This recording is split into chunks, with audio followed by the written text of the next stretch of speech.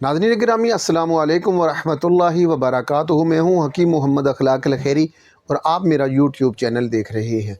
मैं मुबशर दवाखाना रावलपिंडी से आज फिर आपके सामने एक बेहतरीन नुस्खा लेके हाज़िर खिदमत हुआ हूँ।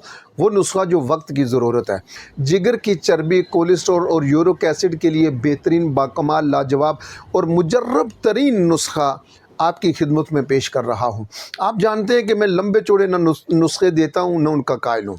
उलमाए तिब के दिलों का जो राज है और जो उनकी ज़िंदगियों का निचोड़ है, मैं बड़ी देदा दिलेरी से आपकी खिदमत में पेश करता हूँ। जो मेरे हमसफ़र हैं, मेरे हमकदम हैं, जिन्होंने चैनल को सब्सक्राइब किया हुआ है, मैं उनका शुक्रिया अदा करता हूँ। आप अगर पहली मरतबा देख रहे हैं तो जाते हुए यूट्यूब पे मेरे चैनल को ज़रूर सब्सक्राइब कीजिएगा।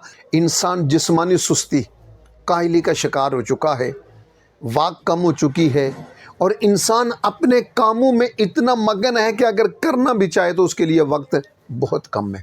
थोड़ा सा आप पीछे चले जाएं तो हमारे आबा व अजदाद हाथों से जिस्मानी तौर पर काम करते थे और वो जिस्मानी तौर पर मजबूत थे। आजकल इंसान इतना सहल हो चुका है कि 4 कदम वो चलना पसंद नहीं करता, वो मोटर बाइक का सहारा लेता है। सबसे बड़ी वजह यह है कि हमने चलना छोड़ दिया। खाने पीने की बदपरहेज़ियाँ हैं, दिन भर खाते रहते हैं, वक्त का ख्याल नहीं रखते।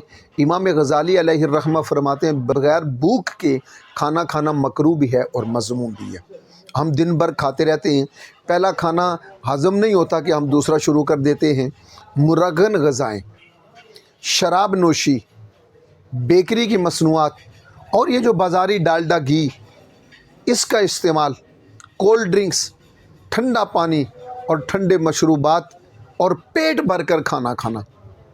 याद रखिए, खाना कभी भी पेट भर के नहीं खाना चाहिए। थोड़ी सी भूख बाकी होगी तो बहुत सारी बीमारियों से बचे रहेंगे। ये तर्ज़ ज़िंदगी है जी, इन आसानियों ने हमें बीमार करके रख दिया है। अब इसकी अलामात क्या हैं?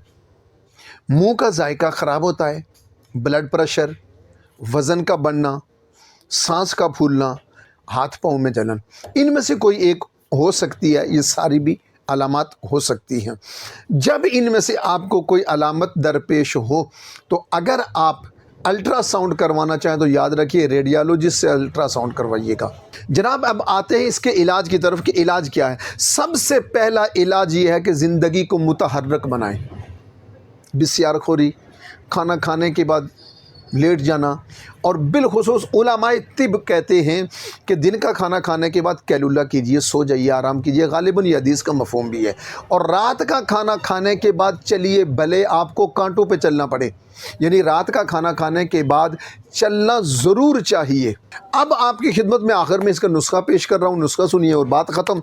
पहली चीज़ है पुदीना खुश्क 10 ग्राम, बस बासा 10 ग्राम, अजवाइन देसी 10 ग्राम, नौशादर 10 ग्राम, मुसब्बर ज़र्द, ये याद रखिए कि मुसब्बर ज़र्द लेना है, काले रंग का नहीं, मुसब्बर ज़र्द 10 ग्राम, लौंग 10 ग्राम और दारचीनी 10 ग्राम।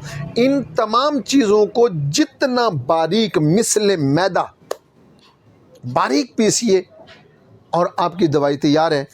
अब आखिरी बात, इसको इस्तेमाल कैसे करना है। आधा चम्मच चाय वाला सुबह, दोपहर, शाम नीम गर्म पानी के साथ 3 टाइम, सुबह, दोपहर, शाम 3 टाइम नीम गर्म पानी के साथ आधा चम्मच चाय वाला खाना खाने के 1 घंटे बाद।